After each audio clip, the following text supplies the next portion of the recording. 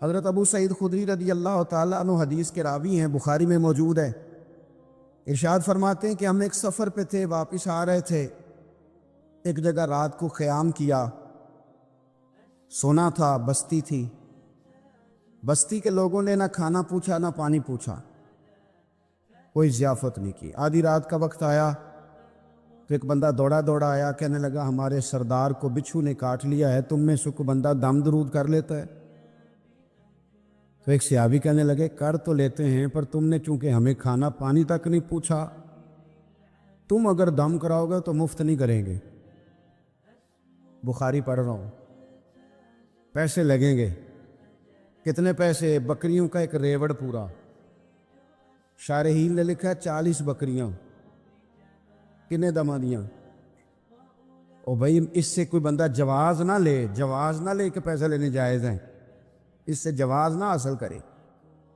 اب بات کو سمجھیں، پس منظر کیا ہے؟ پانی تک نہیں تم نے پوچھا۔ کچھ لوگوں کا علاج ہوتا ہے، انہوں نے کہا پیسے لیں گے دم کر دیں گے۔ صحابی نے کہا، حضرت ابو سعید خدری رضی اللہ تعالیٰ عنہ فرماتے ہیں وہ چونکہ تنگ تھے، بچھو کاٹ کے، اور سردار کو کہا چل تو صحیح نا۔ وہ صحابی گئے، سورہ فاتحہ پڑھ کے دم کیا، اور حدیث بخاری سے میں آپ کو دکھاؤں گا۔ لوگ کہتے ہیں دم کدھر سے آ گیا؟ بخاری پڑھ رہا ہوں، صحیح بخاری۔ شفا تو اللہ نے دینی ہے نا، رب کریم نے شفا دے دی۔ بکریاں لے لیں، آ گئے جہاں آرام کر رہے تھے اس جگہ۔ صحابہ میں اختلاف ہو گیا، کچھ کہنے لگے بکریاں لینی چاہیے تھی، کچھ کہنے لگے نہیں لینی چاہیے تھی۔ حضرت ابو سعید خدری رضی اللہ تعالیٰ عنہ فرماتے ہیں پھر ہم نے فیصلہ کیا چپ کر کے سو جاؤ، صبح حضور کی بارگاہ میں جائیں گے۔ اگر کریم نے کہا لینی چاہیے تھی پھر تو موج بن گئی، اور اگر کہا نہیں لینی چاہیے تھی تو بکریاں ہانک کے واپس کر دیں گے۔ مسئلہ کیا ہے؟ کہتے ہیں صبح گئے حضور کی بارگاہ میں، جا کے مسئلہ عرض کیا، یا رسول اللہ انہوں نے بھی پانی کوئی نہیں پوچھا تھا، ہم نے بھی کہا دم کریں گے تو پیسے لیں گے، تو ہم نے یہ بکریاں لی ہیں۔ شارحین لکھتے ہیں 40 تھی شاید۔ تو یا رسول اللہ اب کیا کریں؟ حضور مسکرانے لگے، اور مسکرا کے پوچھا اچھا پڑھا کیا تھا؟ یا رسول اللہ سورہ فاتحہ۔ فرمایا سکھائی کس نے تھی؟ کہا یا رسول اللہ آپ نے۔ فرمایا پھر آدھی بکریاں میری ہیں آدھی تمہاری ہیں۔ اگر آج یہ ارادہ کر لینا کہ ہم نے لوگوں کو آسانیاں دینی ہیں، تو میرا یہ خیال ہے کہ صبح خیر نہیں خیر کثیر بٹنی شروع ہو جائے۔ اگر ہم یہ ارادہ کر لیں کہ میں نے لوگوں کو آسانیاں، وہ ہمارا مزاج نہیں نا، ہم آسانی لینا چاہتے۔ اگر ہم بحیثیت مسلمان تھوڑی تھوڑی خدمات سر انجام دینا لگے، تھوڑا تھوڑا سوچنے لگے، لیکن رسول کریم کی سوچ مبارک کیا ہے؟ بدر کے لوگ قیدی ہو کے آ گئے، کفار تھے وہ۔ اب حضور نے فرمایا فیصلہ یہ ہوا مجلس شورا میں، صحابہ کی میٹنگ میں، کہ فدیہ دیں گے اتنے اتنے پیسے تو آزاد کر دیے جائیں گے۔ کچھ لوگ ایسے تھے جو فدیہ نہیں دے سکتے تھے، لیکن حساب کتاب لکھنا پڑھنا جانتے تھے۔ اب حساب کتاب کی تو دین میں بھی ضرورت ہوتی ہے نا، آپ کو وراثت تقسیم کرنی ہے، کئی کام کرنے ہیں، تو نبی پاک علیہ الصلوۃ والسلام نے بھی نا وہاں امت کا سوچا، فرمایا تم اس طرح کرو، مسلمانوں کے 10 بچوں کو لکھنا پڑھنا سکھا دو، میں تمہیں آزاد کر دیتا ہوں۔ وصیت قوم کی فلاح و بہبود کے لیے جو نبی پاک کے نظریات ہیں، جو حضور کے افکار ہیں، ان 10 بچوں کو لکھنا پڑھنا سکھا دو۔ یار میری سوچ ہمیشہ یہ رہتی ہے کہ میرے بچے لکھ پڑھ جائیں، یہ کیوں نہیں سوچتا کہ میرے محلے کے سارے بچے اگر پڑھ جائیں گے تو یہ محلہ پڑھے لکھے لوگوں کا محلہ کہلائے گا، میرے سمیت لوگ کہیں گے کہ بڑی شستہ آبادی ہے۔ میری سوچ کیوں اڑ جاتی ہے کہ فقط میرا ہی بچہ آگے نکلے، تو اپنے فیض کو کھول کے عام کیوں نہیں کرتا؟ تو یہ کیوں نہیں سوچتا کہ جو شجر سایہ دار ہوتا ہے نا میرے بھائی، وہاں جو بھی آتا ہے وہ پھل کھا کے جایا کرتا ہے، وہ جو بھی آتا ہے وہاں پھل کھاتا ہے۔ اپنے ایک ذہن بنائیں نفع دینے کا، ایک سوچ بنائیں کسی کا فائدہ کرنے، ارادہ کرے کسی کے کام آنے کا، کسی کے لیے بہتری کرنے کا، کسی کے لیے آسانیاں فراہم کرنے کا۔ کسی کو سہولت دینے کا میرے رسول کریم سید عالم صلی اللہ علیہ وسلم نے توجہ دلاتے تھے۔ حضور علیہ السلام نے فرمایا درخت بھی لگاؤ، کھیتیاں بھی لگاؤ۔ یا رسول اللہ صلی اللہ علیہ وسلم کچھ ملے گا؟ تو حضور نے فرمایا اس کھیت سے، اس درخت سے جب تک کوئی جاندار فائدہ اٹھاتا رہے گا اللہ تمہارے نام اعمال میں نیکیاں درج فرماتا رہے۔ کوئی درخت ہی لگا دو، کچھ کار ہی دو۔ محمود غزنوی گزر رہے تھے، جب بوڑھے کو دیکھا اس کے ہاتھ کامتے ہیں تو پھر بھی وہ زمین کھود رہا ہے اور ایک درخت لگا رہا ہے۔ تو محمود غزنوی اس بوڑھے کو دیکھ کے نا تو بڑے حیران ہوئے، اس کے قریب گئے۔ تو دو قسم کی سوچیں ہوتی ہیں نا، ایک یہ سوچ ہوتی ہے کہ بڑا لالچی ہے، اس عمر میں بھی یہ کیا کر رہا ہے، یہ بھی سوچ ہوتی ہے۔ اور ایک سوچ یہ ہوتی ہے کہ یار کتنا بھلا آدمی ہے، دیکھو اب بھی محنت کر کے گزر رہا۔ سوچ ہی ہے نا، منفی کر لیں یا مثبت کر لیں۔ تو محمود غزنوی آگے بڑھے اور آگے بڑھ کے نا تو آپ اس بوڑھے سے کہنے لگے کہ بابا یہ کیا کر رہے ہو؟ تو کہنے لگے میں درخت لگا رہا ہوں۔ تو کہنے لگے بزرگوں اب آپ کی جو عمر ہے نا،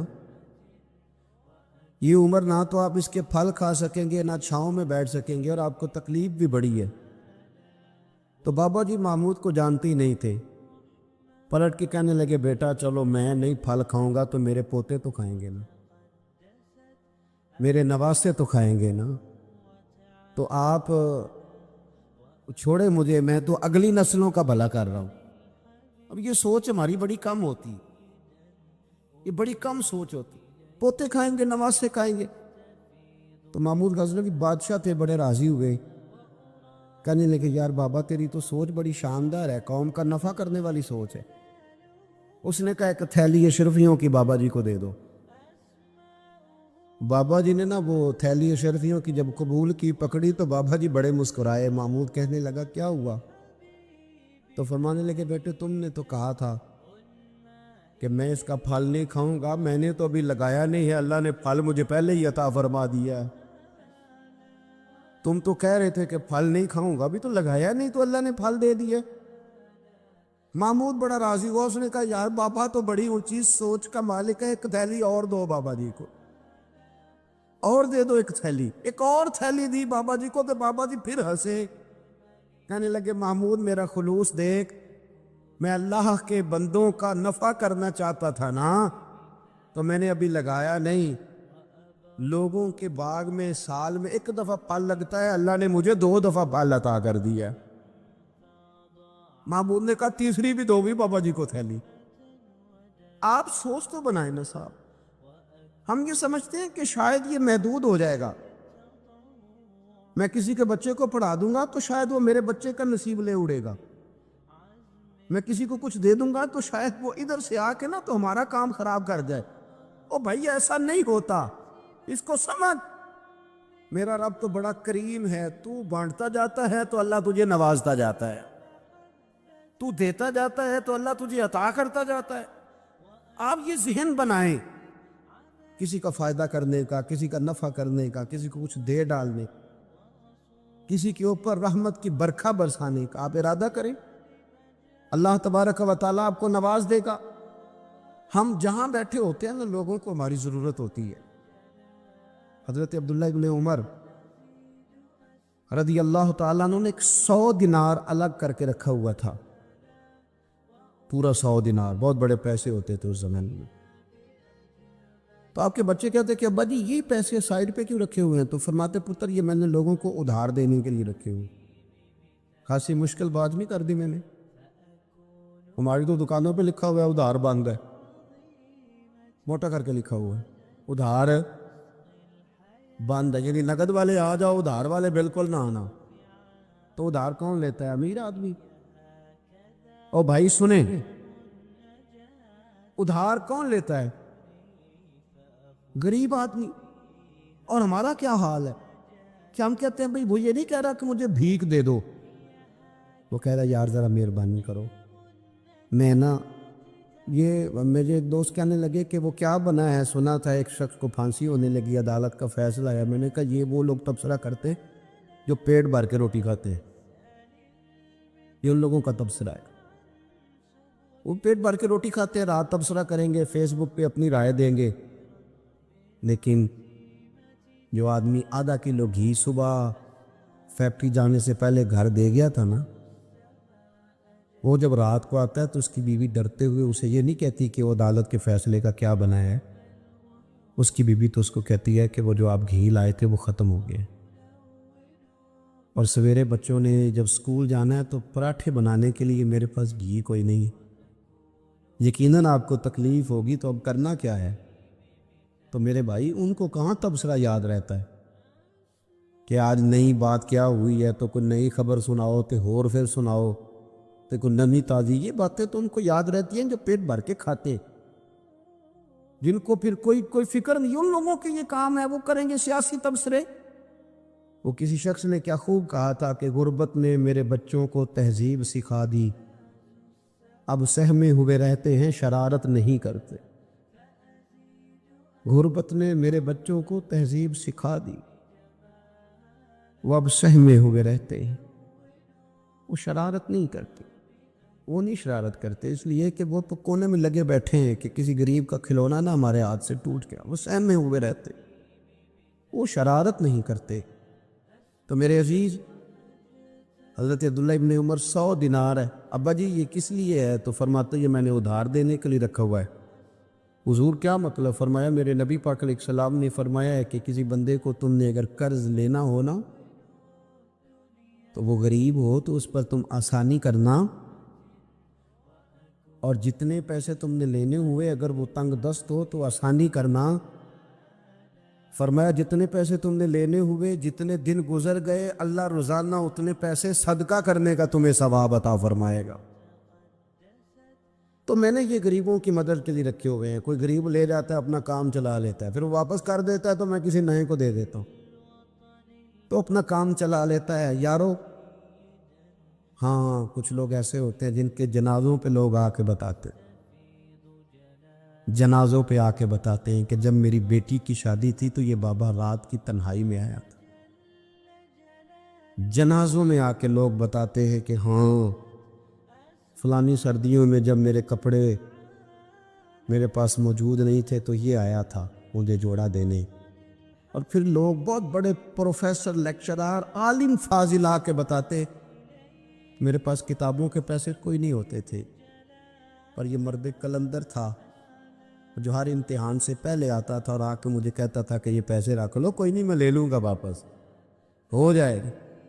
یار آپ کسی کو آسانی دینے کا ارادہ تو کریں۔ مسلم شریف کی حدیث ہے، میرے رسول کریم سید عالم صلی اللہ تعالیٰ علیہ وسلم نے ارشاد فرمایا کہ تاجر قیامت میں اللہ کی بارگاہ میں کھڑا کیا جائے گا تو اللہ فرمائے گا جاؤ میں نے تمہیں جنت دے دی، جاؤ جنت میں۔ تو پتہ تو سارا ہے نا سردار نے کیتیاں میں، تو وہ اللہ کے حضور حاضر ہو کے عرض کرے گا مالک میں تو اپنی خطائیں جانتا ہوں کتنی زیادہ ہیں، اللہ میں تو مستحق نہیں تھا، تو میرے مالک یہ جو کرم ہوا ہے اس کا سبب پوچھ سکتا ہوں؟ سبب کیا ہے اس کرم کا، اس رحمت کا؟ تو رب کریم ارشاد فرمائیں گے کہ جب تم نے دکان پہ جو سیل مین رکھے ہوئے تھے، جب تم ان کو بھیجتے تھے لوگوں سے پیسے لانے کے لیے، کیا ریکوری کرنا کہتے ہیں کہ گرائی بھی آخر ہے، تو وہ جب تم بھیجتے تھے لوگوں کو تو کیا کہہ کے بھیجتے تھے؟ ذرا بتاؤ تو صحیح، تاجر ہے، سادہ آدمی ہے، تو وہ کہتا ہے اللہ میرے دل میں تیرے بندوں کا بڑا خیال تھا تو میں یہ کہہ کے بھیجا کرتا تھا کہ جس کے پاس ہوئے اسے لے لینا، اور جو تنگ دست ہوا نا اسے تنگ نہ کرنا، اگلی دفعہ لے لیں گے۔ تو رب کہیں فرمائے گا تو میرے بندوں پہ آسانیاں کرتا تھا تو میں تیرے اوپر آسانی نہ کروں؟ یہ مسلم شریف کی حدیث ہے، میں آسانی نہ کروں؟ وہ تیرا یہ لفظ کہ جو تنگ دست ہے اسے وسعت دے دو، کوئی نہیں کل پرسوں ترسوں آ جائے گے، فرمایا بس اسی کی برکت سے آج میں نے تجھے جنت دینے کا ارادہ کر لیا۔ میں کبھی کبھی محسوس کرتا ہوں ہمارے احساسات میں تیزی کے ساتھ تنگی آئی، سوچ کا دائرہ کار محدود ہوا، محدود. کہ ہم تھوڑے سے مذہبی لوگ ہیں نا، ہر آدمی کا اپنا شعبہ ہوتا ہے، آپ کا بھی شعبہ ہوگا. لوگ کہتے ہیں حضرت جی ٹائم دے دے، سیالکوٹ میں فلانی جگہ پہ محفل کرنی ہے، تو میں کہتا ہوں کہ یار وہاں محفل ہوتی ہے وہیں آ جانا. کہتے نہیں ہم نے اپنی کرنی ہے. تو میں کہتا ہوں وہ کس کی ہے؟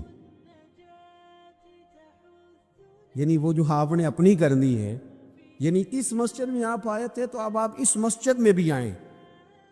تو صاحب میں آپ کے محلے میں آتا، جی وہ مسجد جو تھی نا وہ جنوب والی تھی، اب شمال والی میں ٹائم دے. وہ ان کی مسجد میں آپ آئے تھے، فلانے علامہ صاحب کی، ہماری تو نہیں آئے.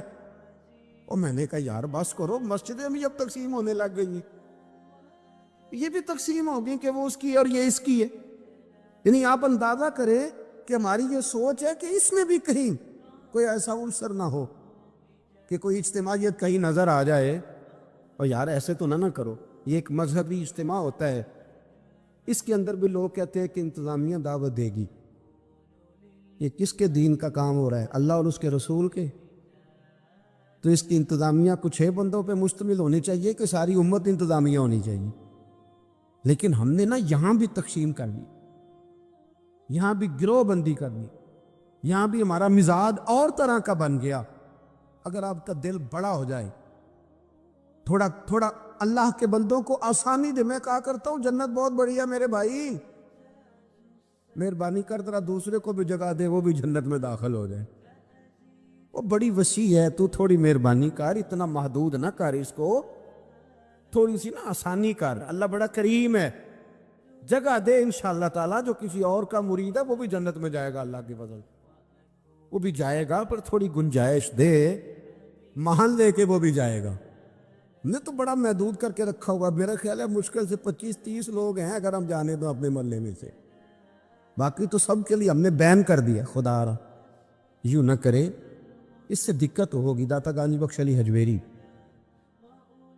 رحمت اللہ تعالیٰ علیہ کشف المعجوب میں فرماتے ہیں کہ ایک شخص نہ پہاڑ کی چوٹی پہ عبادت کرتا تھا، تو لوگ اس سے ملنے کے لیے جایا کرتے تھے. تو رستے میں نا ڈھلان بڑی سخت تھی، لوگ اس کے اوپر سے جب چڑھ کے جاتے نا تو اکثر لوگ گر جاتے. اس کے دل میں ایک دن خیال آیا کہ یہ ڈھلان نہ ہوتی تو کیا ہوتا. تو رب کریم نے اس وقت کے پیغمبر علیہ السلام کو وہی فرمائی کہ اسے کہو تو میری تخلیق پہ اعتراض کرتا ہے، نہ ہوتا تو کیا ہوتا. فرمایا اسے کہہ دو کہ تیرا نام میں نے اپنے نیک بندوں کی صف سے کاٹ کر نافرمانوں کی صف میں لکھ دی. وہ کہہ دو. اللہ کے نبی نے پیغام دیا تو وہ سجدے میں گر گیا. اور تجھے کیا ہوا؟ کہنے لگا حضور آپ نے کہا ہے نا کہ اللہ نے میرا نام لیا. میں کہاں، اور میرے رب نے میرا نام لے لیا ہے. حضور چلے، میں تو سمجھتا تھا میں کسی کھاتے میں نہیں، اللہ نے میرا نام لے لیا، یعنی میرا نام. اسے تو وجد ہو گیا. وہ پیغمبر کی بارگاہ میں عرض کرنے لگا حضور آپ میرا پیغام اللہ کے حضور عرض کر دیں گے؟ کہا ہاں میں کہہ دوں گا. تو وہ عرض کرتا ہے حضور اللہ کی بارگاہ میں یہ عرض کیجئے کہ یا اللہ میرے لیے جہنم کا فیصلہ تو ہو ہی گیا ہے، لیکن مالک میرا دل کرتا ہے کہ میرا وجود اتنا بڑا کر دے، اتنا بڑا کر دے. تو قادر ہے اتنا بڑا کر دے کہ ساری دوزخ میں ہی پورا آ جاؤں. اللہ میرا دل نہیں کرتا تیرا کوئی اور بندہ جہنم میں جائے. میری طبیعت نہیں مانتی کہ تیرے محبوبوں کا کلمہ پڑھنے والے، تیرے نبیوں کا کلمہ پڑھنے والے دوزخ میں چلے جائے. اللہ تو ساری دوزخ میرا وجود بڑا کر کے نہ تو بھر دے. آواز قدرت آئی، نبی سے فرما دیجئے کہ یہ اگر میرے بندوں سے اتنا پیار کرتا ہے تو میں اس سے پیار نہ کروں. اسے کہہ دیجئے اس کے گناہ بھی بخش دیے، اسے ولیوں میں بھی شامل کر لیا، اور قیامت میں یہ جس کی سفارش کرے گا اللہ سب کو جنت عطا کر دے گا. پر یہ ہے کہ پروگرام ہی نہیں ہے. حضرت خواجہ حسن بصری رضی اللہ تعالیٰ عنہ یہ حضرت علی کے شاگرد ہیں، مولا علی شیر خدا کے شاگرد ہیں. اور ایک روایت ایسی بھی ملتی ہے کہ بچپن تھا ان کا تو نبی پاک کے گھر چلے جاتے تھے. تابعی ہے، بہت چھوٹے تھے جب حضور کا وصال ہوا، صحابہ کے شاگرد ہیں. ایک دفعہ حضرت ام سلمہ کہتی ہیں کہ نبی پاک صلی اللہ علیہ وسلم کا بچا ہوا پانی پڑا تھا تو وہ بھی حضرت حسن بصری اٹھا کے پی گئے. یعنی حضور علیہ السلام کا جھوٹا پینے کا بھی اللہ نے انہیں لعاب دہن شدہ پینے کا بھی پڑے صاحب بصیرت تھے۔ ایک بہت مالدار 30 سال کا نوجوان آ گیا، عبد الواحد زید۔ حضور میں نے مرید ہونا ہے۔ آپ نے فرمایا تو میرا بھائی بن جا، مجھ سے دین سیکھ، مرید ہو کے کیا کرے گا؟ کہنے لگا حضور میں باریکی تک پہنچ گیا ہوں، بھائی تو شریک ہوتے ہیں، تو مجھے بھائی نہ بنائے، مجھے غلام بنائے۔ تابع داری وہی کر سکتا ہے جو غلامی کرے، بھائی تو شریک ہوتے ہیں، وہ تو مقابلہ کرتے ہیں، غلام بنائے۔ حضرت حسن بصری، حضرت عبد الواحد بن زید رحمۃ اللہ علیہ فرماتے ہیں میں کروڑ پتی تھا، ہیرے جواہرات کا ٹھکانہ ہی نہیں تھا۔ تو حضرت حسن بصری رحمۃ اللہ علیہ فرمانے لگے تیرا میرا سٹیٹس ایک نہیں، تو میرا غلام کیسے بنے گا؟ تیرے گھر میں تو خود 20 غلام ہے، تیرا میرا سٹیٹس نہیں، میں غریب آدمی ہوں، ایک وقت کھا لیتا ہوں، 2 وقت بھوک کاٹ لیتا ہوں، تو شہزادہ ہے، سٹیٹس نہیں بنے گا۔ عبد الواحد بن زید گھر گئے، اپنے غلاموں کو کھڑے کھڑے آزاد کر دیا، رشتہ داروں کی لسٹ بنائی، سب کو دعوت کھلائی، جو گھر کے اندر مال دولت تھا ان میں بانٹ دیا، باقی پڑوسیوں کو دے دیا، جو کپڑے پہنے ہوئے تھے وہ بھی اتار کے صدقہ کیے، ٹاٹ کا لباس پہن کے حضرت حسن بصری کے سامنے آ کے کھڑے ہوئے۔ خواجہ حسن بصری نے نظر اٹھائی، کہا اچھا یہ حال کیسے ہو گیا؟ کہا حضور ہر شے بیچ آیا ہوں۔ کہا کیوں؟ فرمانے لگے آپ نے کہا تھا تیرا میرا سٹیٹس نہیں، اب تو ایک ہو گیا ہے نا، اب تو سٹیٹس ایک ہو گیا نا، اب غلامی ملے گی؟ آپ نے فرمایا 3 شرطوں پہ قائم رہنا، 3 شرطوں پہ۔ ایک، اللہ والوں پہ زندگی میں اعتراض نہ کرنا، کبھی اللہ تعالیٰ کے بندوں پر اعتراض، کوئی چیز نظر آئے بھی تو شکوہ نہ کرنا، سمجھ لینا کہ میری نگاہ کی غلطی ہے۔ اور دوسرا، روز اپنے اوپر محنت کرنا، محبت کم نہیں ہونی چاہیے، بڑھنی چاہیے۔ اور تیسرا فرمایا مجھے کہنے کی ضرورت نہ پڑے، کہنے کی ضرورت، تجھے اشارہ سمجھ جانا چاہیے۔ عبد الواحد بن زید کہنے لگے حضور ملے گا کیا؟ آپ فرمانے لگے یہ تیرا مطالبہ بھی غلط ہے، وہ تو بعد کی بات ہے، ملتا کیا ہے؟ غلامی میں آ گئے۔ فرماتے ہیں 30 سال نوکری کی حضرت کی، 30 سال۔ لوگ کہنے لگے بابا پھر ملا کیا؟ فرمانے لگے تم نے بھی مطالبہ غلط کیا ہے، یہی تو میں کر بیٹھا تھا۔ کہا ملا کیا؟ آپ فرمانے لگے میرا اس وقت حال یہ ہے کہ لوگ دعا کر کے رب سے لیتے ہیں، میں دعا نہیں کرتا، ابھی میں سوچتا بھی پورا نہیں، میرا رب وہ چیز پہلے مجھے عطا فرما دیتا۔ اب بغداد کے لوگ کہتے ہیں بغداد میں قحط پڑ گیا، بارش نہیں ہوتی تھی، بارش نہیں ہوتی تھی، کٹھے ہو کے سارے گئے، آپ بغداد آئے ہوئے تھے، کٹھے ہو کے لوگ گئے، کہا حضور بارش نہیں ہوتی، مہربانی فرمائیں۔ تو کہتے ہیں لوگ آ کے بیٹھے ہیں میرے پاس، بارش کی دعا کر دیں۔ حضرت عبد الواحد بن زید کہنے لگے اے اللہ تجھے پتہ ہے یہ میرے دروازے تک آگے پہنچ گئے، ابھی تک بارش نہیں آئی، اور لفظ پتہ کیا ہے؟ کہنے لگے تجھے واسطہ میری اس عقیدت کا جو مجھے حضرت حسن بصری کے ساتھ ہے، اس عقیدت کا واسطہ، مجھے رسوا نہ کر۔ انہیں بھیجا کیوں تھا اگر برسانی نہیں تھی؟ دعا دیکھیں، محبت کے رنگ میں دعا ہو رہی ہے، واسطہ بھی محبت کا دیا جا رہا ہے۔ بغداد کے لوگ کہتے ہیں بس حضرت کے جملے بھی پورے نہیں ہوئے، رب کریم نے بارش عطا فرما دی، جملے بھی پورے نہیں ہوئے، اللہ نے بارش دے دی۔ محبت، پیار سال میں 1 دفعہ حج ہوتا ہے، اور میرے نبی پاک علیہ السلام نے فرمایا تو خوش ہو کے محبت سے ماں باپ کا چہرہ دیکھ، اللہ کامل حج کا ثواب عطا کرے گا۔ یا رسول اللہ اگر 100 دفعہ دیکھوں تو فرمایا 100 دفعہ حج کا ثواب۔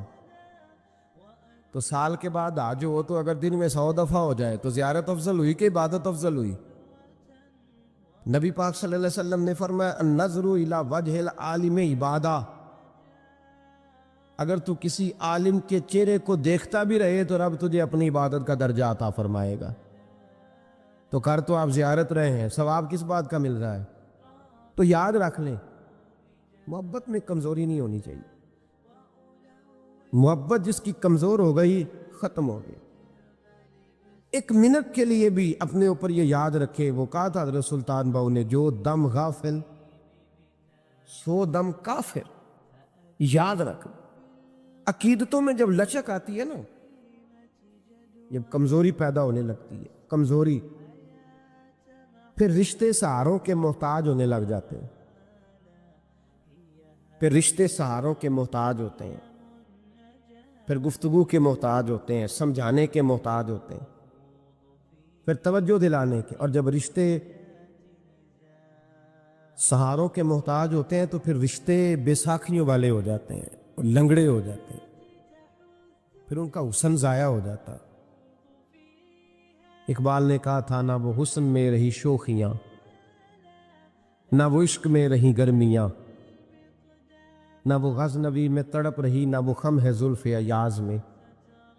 وہ کیفیت نہیں رہتی جس کو کہنا پڑا، بتانا پڑا، سمجھانا پڑا۔ اس نے تو بیساکھی مانگی ہے۔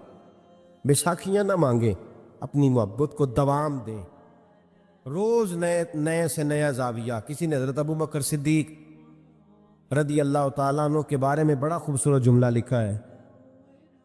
انہوں نے لکھا ہے، قریب رہنے والے کی محبت کم ہوتی ہے۔ یار کتنا بندہ قریب رہ سکتا ہے، حد ہوتی ہے نا۔ کہنے لگے یہ عجیب شخص ہے، ہمیں عجیب نسخہ بتا گیا ہے۔ کہتے ہیں قریب رہنے سے محبت کم نہیں ہوتی، بلکہ محبت تو تب بڑھتی ہے کہ بندہ قبر میں بھی ساتھ اکٹھا ہو جائے۔ وہ جاتی دفعہ مزار کا بھی ساتھ لے کر اپنے اوپر رب رسول کی محبت کا رنگ چڑھائیں اور اس رنگ پہ مضبوطی ڈالیں۔ اور کچا رنگ للاری والا جڑا چڑھدا لیندا رہندا، عشق تیرے دا رنگ محمد چڑھ جائے پھر نہیں لیندا، کام سارے ہی ہو جاتے ہیں۔ لیکن جو محبت ہے نا، ہمارے سلاسل طریقت میں 3 چیزیں ضروری ہیں، ایک محبت، دوسری عقیدت، تیسرا ادب۔ یہ 3 چیزیں جتنی پختہ ہوتی جاتی ہیں، فیض کے دروازے اتنے زیادہ کھلتے جاتے ہیں۔ فیض کس کو کہتے ہیں یہ بھی سن لیں۔ فیض کا مطلب یہ ہوتا ہے کہ میری طرف میرے پیر کی کتنی توجہ ہے، خدا کی کتنی توجہ ہے، اور محمد مصطفیٰ کی کتنی توجہ ہے صلی اللہ علیہ۔ میں کس قدر توجہ کرا پایا ہوں، ان کا کرم میری جانب کتنا ہے۔ محبت والے پہ توجہ کتنی ہے، محبت والے پہ۔ تمام صحابہ کو میرے نبی پاک صلی اللہ علیہ وسلم نے فرمایا میرا ابو بکر اس طرح ہے کہ میں ابو بکر میں سے ہوں، ابو بکر مجھ سے ہے۔ عمر کو دیکھ کے شیطان رستہ بدل جاتا ہے، عثمان سے فرشتے حیا کرتے ہیں، جس کا میں مولا اس کے علی بھی مولا۔ فضیلت بیان کی، ان تمام صحابہ نے عمل کیے ہیں، بدر میں گئے، احد میں گئے، خندق میں گئے، حنین میں گئے، ان کے اعمال ہیں۔ حضرت ویسے کرنی رضی اللہ تعالیٰ عنہ کا کوئی اس طرح کا عمل نہیں، نہ تبلیغ میں، نہ جہاد میں، نہ کسی اور جگہ۔ مجبوری بڑی تھی، یہ سارے عمل اس لیے۔ اب یہاں کوئی بندہ یہ ترجمہ نہ کر لے کہ جی عمل نہ کرو خالی محبت کرو۔ ان کی مجبوری تھی، ان کی والدہ علیل تھیں تو ان پر پابندی تھی حضور کے حکم کی، وہ آئے نہیں، لیکن محبت جوش پہ تھی تو محبوب نے باقیوں کا اجر بیان فرمایا۔ کرن کی طرف منہ کر کے حضور نے اپنے گریبان مبارک کے بٹن کھول لیے اور ٹھنڈی ٹھنڈی آہیں بھرنے لگے۔ یا رسول اللہ کیا ہوا؟ فرمایا ادھر میرا ایک دیوانہ رہتا ہے تو وہاں سے مجھے ٹھنڈی ہوائیں آتی ہیں۔ محبت کا اجر ہے، محبت کا اجر۔ جو عمل کرنے والے تھے ان کو حضور نے ثواب بتلایا ہے، ثواب بتلایا، اور پھر اس محبت کرنے والے کا اجر بیان کیا۔ اس کا یار اتنا اجر رکھ دیا، اتنا اجر رکھ دیا۔ جو محبت کرنے والے تھے ان کا اجر کیا بیان کیا؟ حضور نے فرمایا علی اور عمر میرا جبہ لے کر کے جائیں۔ حضرت عبد الرحمن ابن عوف جیسے لوگ جو عشرہ مبشرہ میں سے ہیں وہ منتیں کر رہے ہیں کہ حضور کا کرتا مل جائے، کرتا۔ یہاں لوگ بھاگ رہے ہیں کہ نبی پاک صلی اللہ علیہ وسلم کے وضو کے بچے ہوئے پانی کا تھوڑا سا حصہ مل جائے۔ ایک منہ مبارک کے لیے صحابہ تڑپ رہے ہیں کہ ایک بال مبارک، منہ مبارک نصیب ہو جائے، اور وہ جو محبت کرتے ہیں اور دور رہتے ہیں ان کو میرے مصطفیٰ نے فرمایا میرا جبہ لے جاؤ۔ اور ڈیوٹی کس کی لگائی؟ فرمایا علی جائے اور عمر جائے، دے کے آئے۔ خشک لوگ زندگی گزارنے لگے ہیں، محبت کا سوتا ہی خشک ہو گیا ہے۔ موٹا موٹا سا عمل، موٹی موٹی سی بات کرو۔ تمام صوفیاء نے اپنی زندگی لگائی اس کام پہ دی ہے۔ وہ کہتے ہیں تیری عبادت ناقص ہو کے بعض اوقات واپس لوٹ آتی ہے، ضائع ہو جاتی ہے۔ محبت ناقص نہیں ہوا کرتی۔ محبت میں تو کوئی گناہگار بھی ہو جائے تو میرے رسول فرماتے ہیں غلطی ہو گئی تو کیا ہوا، خدا سے بھی پیار کرتا ہے، محمد مصطفیٰ سے بھی پیار کرتا ہے۔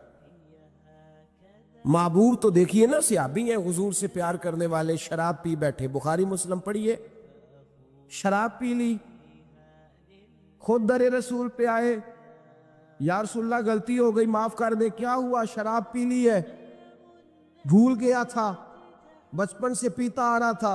حضور نے فرمایا منہ سونگو۔ سونگا تو کہا حضور بدبو تو آ رہی ہے شراب کی۔ فرمایا باہر لے جاؤ، کوڑے مارو۔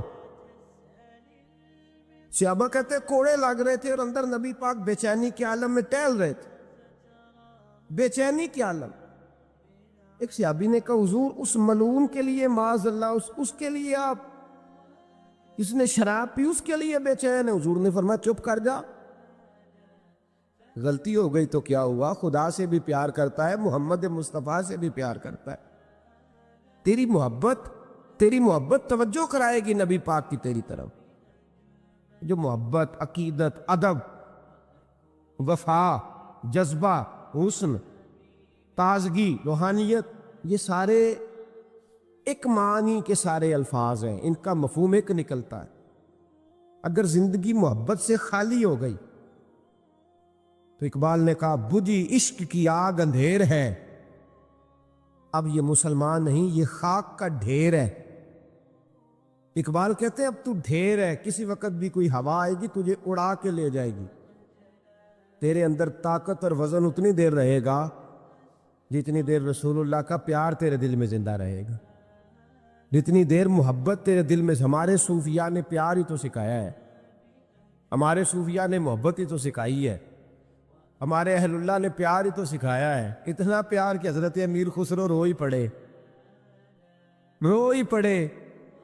اور حضرت خواجہ نظام الدین رحمت اللہ علیہ سے کہنے لگے محبوبہ جنت میں تو پتہ نہیں کب جانا ہے، کس وقت کے بعد جانا ہے، میرا نہیں گزارا، تو اپنے رب سے دعا کر کہ مجھے اتنی گنجائش مل جائے کہ میں قبر میں بھی آپ کے ساتھ ہی دفن ہو جاؤں۔ پتہ نہیں کب قبریں کھلیں گی، کب دوبارہ رشتہ قائم ہوگا وہ والا۔ تو بھائی یہ جو پیار ہوتا ہے نا، یہ توانائی دیتا ہے، محبت جگا دیتی۔